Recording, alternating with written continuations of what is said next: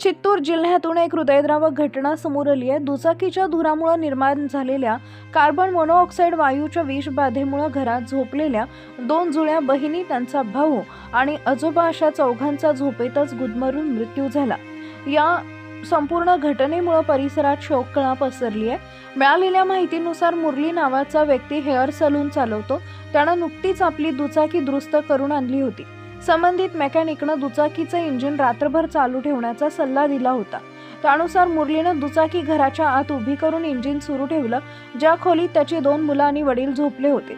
त्या खोलीचे दरवाजे आणि खिडक्या बंद होत्या।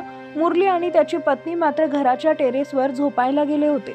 दरम्यान दुचाकीच्या सायलेन्सरमधून निघणारा धूर बंद खोलीत साचत गेला आणि त्यातून जीवघेणा कार्बन मोनॉक्साईड वायू तयार झाला।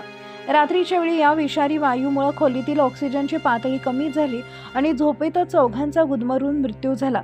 मृतांमध्ये चंदना वय वर्ष 8, सरिता वय वर्ष 8, कार्तिक वय वर्ष 15 आणि रामचंद्र या वय वर्ष 70 यांचा समावेश आहे। रविवारी सकाळी घराचा दरवाजा उघडल्यानंतर हे चौघेही मृतावस्थेत आढळले। घटनेची माहिती मिळताच पोलिसांनी घटनास्थळी धाव घेतली।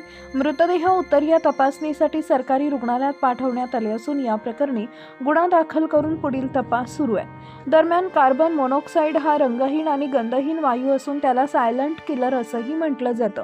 पेट्रोल, गॅस किंवा कोळसा अपुऱ्या हवेत जळल्यास हा वायू तयार होतो। बंद जागेत वाहनाचे इंजिन, जनरेटर किंवा रूम हीटर चालू ठेवल्यास हा वायू प्राणघातक ठरू शकतो। त्यामुळे अशा प्रकारच्या उपकरणांचा वापर करताना पुरेशी हवा खेळती राहील याची खबरदारी घेणं आवश्यक असल्याचं तज्ज्ञांनी सांगितलं आहे।